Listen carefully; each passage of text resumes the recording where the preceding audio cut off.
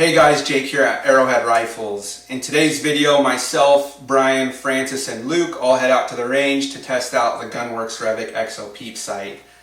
For myself, Bryan, and Francis, it's a completely new experience as we have never shot a peep sight on a muzzleloader, so there's a little bit of a learning curve there. But by the end of it, I think we all had the hang of it, and we were all pretty surprised by the end result. So we shoot the muzzleloader at 271 yards, 326 yards, 350 yards, 450 yards, and 640 yards to really just stretch it out there, see what it's capable of. And I think we were all pretty impressed, to say the least. So make sure to stay tuned to the end of the video as we all go over our final thoughts with the peep sight itself and what we think it's capable of. Also, we just dropped a YouTube video going over our most frequently asked questions in regards to peep sights in general, but specifically the Revic Exo Peep Sight setup. So check that out, as I think that will answer a lot of your guys' questions. Thanks. Hey, this is Luke, 41 years old, light prescription. I think I'm going to top out at about 450. Hey, I'm Brian Bentz, 29, pretty heavy prescription. I think I'm going to top out like 40 yards more than Luke, probably. So just an even 5 hundo? About 5 hundo. Hi, this is Francis Cameron. I'm 59 years old, so you could call me the old dude in the group. I have no need for prescription lenses, but certainly have old eyes. In terms of top out, whatever Luke does, I'm going to do. All right, I'm Jake Richardson, 29 years old, no prescription. Say my eyes are pretty decent. I'm going to top out at 550.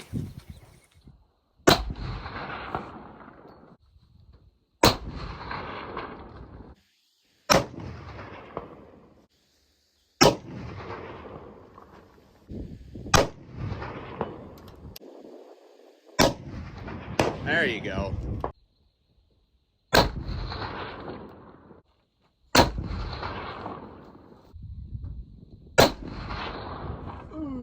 Ready? Yep. Yeah.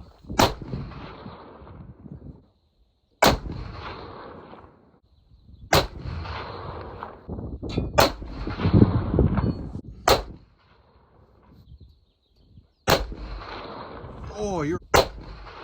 Got it!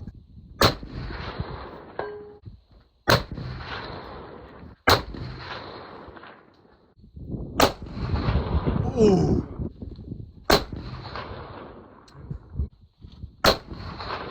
Oh.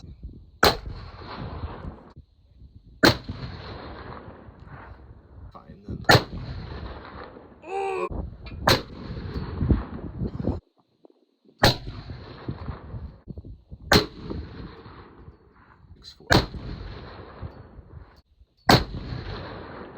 Oh! That one. We'll just quick fire down the line. One takeaway, Francis. The gun can do what it's supposed to do if you don't get in the way, but part of that too is really being able to see through the peep in ways that acquire the target the way you need to, but did what I thought it was going to do. All right. Brian? The bigger aperture is definitely a must. You definitely see acquired targets, make it everything easier. Glasses is a little rough, make sure your prescription's up to date. But other than that, yeah, that's solid. Yeah, I mean, I'd second what Brian said. The bigger aperture for sure is the way that I would go. And yeah, I mean, I think it was definitely humbling, to say the least, shooting through a peep sight for the first time. Yeah. With that said, I think if you came out to the range like you knew you had a hunt where you had to use a peep sight, and you came out and spent time at the range, I mean, if you have a muzzleloader that can do it, I think 500 yards on certain size game is for sure doable. Yeah. Yeah, I would say my biggest takeaway was like the difficulty for compensating for wind. Like if you go down the target board, like 80% of our misses, 90% were all downwind. So I think that was kind of wind driven.